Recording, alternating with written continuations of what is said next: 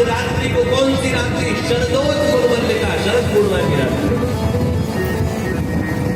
परम पूज्य कृपालु महाराज एक बात कहते हैं, जगत गुरु कृपालु जी महाराज उन्होंने प्रेम मंदिर का निर्माण किया। वो एक बात कहते हैं, संसार का सबसे बड़ा उत्सव कौन सा है, सबसे बड़ा पर्व कौन सा? किसने का? जन्माष्टमी। कृपालु महाराज ने कहा नहीं, तो उन्होंने कहा शिवरात्रि, बोले नहीं, तो उन्होंने कहा दिवाली, बोले नहीं, तो होली, बोले नहीं, तो सब सारे उत्सवों के नाम ले लिए। कृपालु महाराज ने सबको बता दिया। कृपालु महाराज ने कहा संसार का सबसे बड़ा उत्सव अगर कोई है, सबसे बड़ा मनोरथ अगर कोई है, सबसे बड़ा पर्व अगर कोई है, तो वो है शरद पूर्णिमा। बोले क्यों? बोले इस दिन जीव ईश्वर से एक हो गया, और जिस दिन जीव ईश्वर से एक हो जाए सबसे बड़ा उत्सव का दिन वही है। गोपियां जीव है, कृष्ण ईश्वर है, यहाँ दोनों मिलकर के एक हो गए। मनश्चक्रे योग मायाश्रितः, भगवान ने गोपियों के साथ में रास करने का मन बनाया। यमुना नदी के किनारे चंद्र सरोवर, गिरिराज जी की पावन तलेटी, ध्यान से समझो, गिरिराज जी की पावन तलेटी में एक चंद्र सरोवर है। वो चंद्र सरोवर की पावन धरा पर भगवान ने चंद्रमा खिला हुआ था हमारा। ओहो, शरद पूर्णिमा का चांद तो धवल है, 64 कलाओं से युक्त है। कहते हैं भगवान ने जैसे सोचा पूर्णिमा से लेके, भगवान ने कहा रास अलौकिक है। रास क्या है? अलौकिक। तो रास में प्रयोग होने वाली सब सामग्री भी अलौकिक होनी चाहिए, लौकिक है। कैसे? क्योंकि चंद्रमा तो लौकिक है, अभी उगाए दिन होते चला जाएगा, तो मेरा रास तो पूरा रह जाएगा। तो रास में प्रयोग होने वाली सब सामग्री भी अलौकिक होगी। तो भगवान ने कहा चंद्रमा को ये काम नहीं चलेगा, चंद्रमा नहीं चलेगा। भगवान ने चंद्रमा का कुछ चलेगा। मनश्चक्रे, तो कहते हैं भगवान ने अपने ही मन से चंद्रमा का निर्माण। तुम्हारा चंद्रमा नहीं चलेगा। कौन सा चंद्रमा? रात्रि भी नहीं चलेगी, क्योंकि 12 घंटे की रात्रि, 12 घंटे का फिर दिन हो जाना है। मेरा तो रात 6 महीने चलने वाला है, तो रात्रि भी 6 महीने की चाहिए। तो कहते हैं भगवान ने वो लौकिक रात्रि भी हटा दी, अलौकिक रात्रि मन से प्रकट दी। 6 महीने तक चंद्रमा तुम कहीं हटना नहीं, और हे रात्रि तुम दिन होना नहीं, सूर्यदेव से कहा तुम छुपे रहना। और कहते हैं तब भगवान ने कदम के वृक्ष के नीचे चंद्र सरोवर के पास में एक चंद्रमा तो ऊपर है, और एक चंद्रमा सरोवर में छाया के रूप में, प्रतिबिंब के रूप में दिखाई दे रहा है। और जब वो चंद्रमा की किरणें चंद्र सरोवर पर पड़ी, चंद्रमा के उस सरोवर, तो सरोवर से वो सारे ब्रह्मांड में प्राप्त हो गई चांदनी। और भगवान ने तुरंत ही अपनी मुरली निकाली। तो मुरली निकाल करके जैसे ही अधरों पर रखी,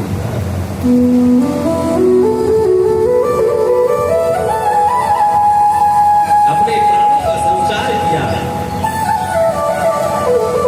कहते हैं जब भगवान मुरली बजाते हैं तो पूरा ब्रह्मांड रुक जाता है, हवा भी रुक जाती है, यमुना का तीव्र प्रवाह में बहने वाला जल भी रुक जाता है, पक्षी जो चुन चुन कर रहे होते हैं ये भी रुक जाते हैं। गाय घास खा रही होती है तो गाय अपने घास के खाने को भी रोक देती है, अपने दोनों कानों को खड़ा कर लेती है, खड़ा करके मानो ऐसा लग रहा हो कृष्ण के द्वारा धुला हुआ ये प्रेम रस सोना बना करके उस प्रेम रस का पान करना चाह रही है गाय। योग माया उपाश्रिता, कहते हैं भगवान अकेले नहीं है। हालांकि ये भागवत जी का भाव नहीं है, योग माया उपाश्रिता मतलब भगवान अकेले नहीं है, उनके साथ में योग माया है। योग माया बोले भगवान की योग माया श्री किशोरी जी, श्री राधा राधे राधा रानी भगवान के सामने ऐसे खड़ी हुई है, मुरली को सुन रहे। मैं जो कहते जा रहा हूँ उसकी कल्पना करते हो जाना, सोचते हो जाना। भगवान यमुना नदी के किनारे चंद्र सरोवर पर चंद्रमा की शीतल किरणों के नीचे कदम्ब के वृक्ष के नीचे अपनी मुरली कर नाच रहे, और उसके सामने श्री किशोरी जी ऐसे बैठ करके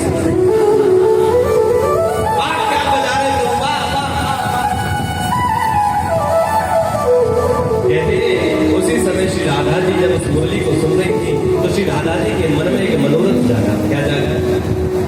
भगवान से कहा प्रभु हे श्याम सुंदर, भगवान बोले राधे बोलो। बोले आज मेरे मन में एक मनोरथ जागा। क्या मनोरथ है? बोले प्रभु मेरा मनोरथ ये है, प्रभु हे श्याम सुंदर जब आप मुरली बजाते हैं तो ये सारी सृष्टि मोहित हो जाती है। गोपियां अपने काम छोड़ करके दौड़ पड़ती है अपनी मुरली को सुनने के लिए। गाय चारा खाना भूल जाती है, मोर नाचना भूल जाता है, यमुना का पानी बहना रुक जाता है, बहना भूल जाता है, मुझे बहना है।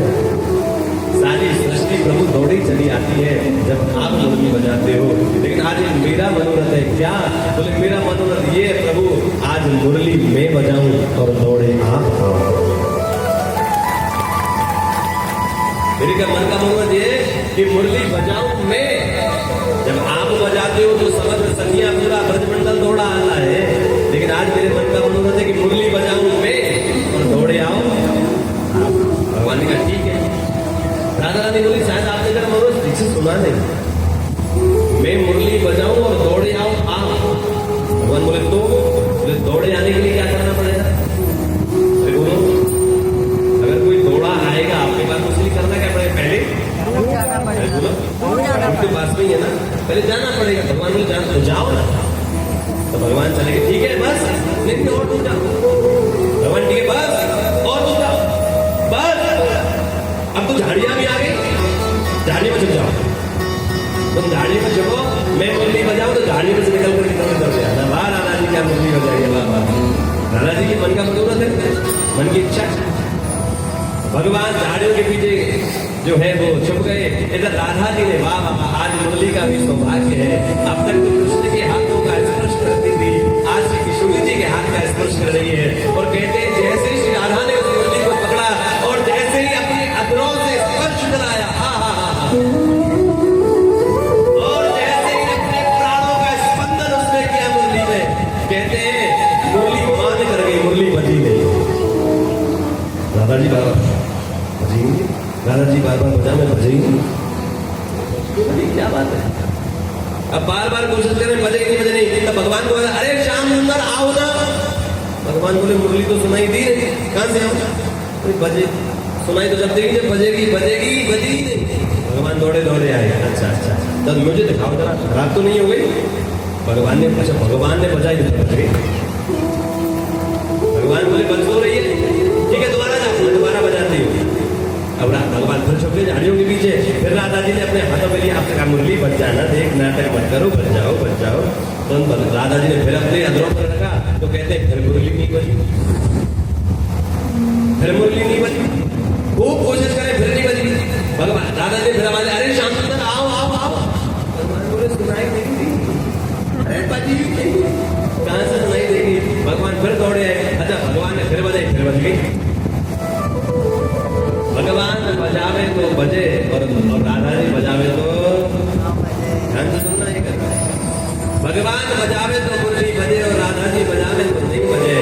राधा जी ने आज मन में विचार किया, राधा जी बोली हे कृष्ण हे श्याम सुंदर, आज एक बात समझ में आ गई। भगवान बोले क्या समझ में आ गई? बोले ये समझ में आ गई कपटी का संग करने वाला भी कपटी ही हो जाता है। ये मुरली निर्मल आपके संग रहती है, जैसे आप कपटी हैं वैसे ही मुरली भी कपट करती है। आप बजाते हैं तो बजती है और मैं बजाती हूँ तो नहीं बजती। आपका संग करते हैं इसमें कपट, इसमें खासियत ही आ जाए। भगवान बोले देखो इसमें मुरली की कोई गलती नहीं राधा जी, आप उस मुरली को जब स्पर्श करोगे तो इसको तो मान आ ही जाएगा, इसको तो ये तो मूर्छित हो जाएगी, लेकिन इसके हाथों में। लेकिन हे राधे तो मैं सबसे बताऊं ये मुरली मेरे को पहचानती है, ये मुरली मेरे को पहचानती है, इसलिए मेरे हाथों से बजती, तो मैं पहचानती नहीं है। लेकिन प्रभु मेरे मन की मनोरथ का क्या होगा? मेरा मन का मनोरथ है कि मैं मुरली बजाऊं और तुम दौड़े दौड़े आओ, ये कैसे पूरा होगा? भगवान ने कहा एक काम कर सकते हैं। अरे क्या काम कर सकते थे? क्या काम कर सकते?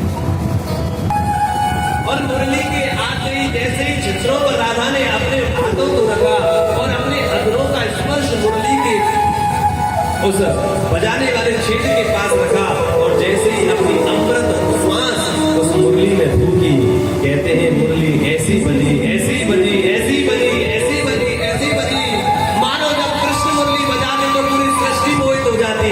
लेकिन आज जब राधा ने मुरली बजाई तो सृष्टि को मोहित करने वाले कृष्ण भी मोहित हो गए। राधे क्या मुरली बजा रही हो, क्या मुरली बजा रही है? भगवान दौड़े दौड़े आए, वाह राधे वाह राधे वाह राधे। अब भगवान ने समझा बजाती हो बजाती हो।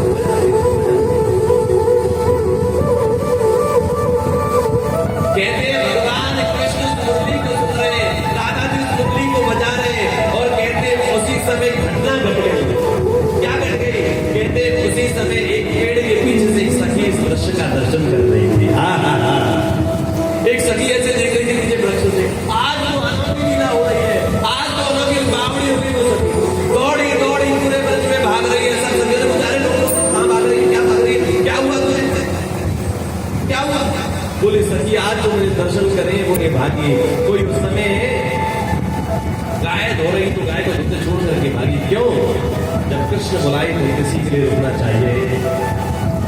दौड़ी, कृष्ण तो आंख बंद करके मुरली बजा रहे हैं। जिन जिन गोपियों ने भगवान श्री कृष्ण को पति रूप में चाहा वो सब वहां पे कहते हैं आप भगवान की मुरली सुन रही हैं, घर छोड़ करके भगवान ने सोचा आप सब आ गई हैं रास के लिए, अपने नेत्र खोलता हूँ।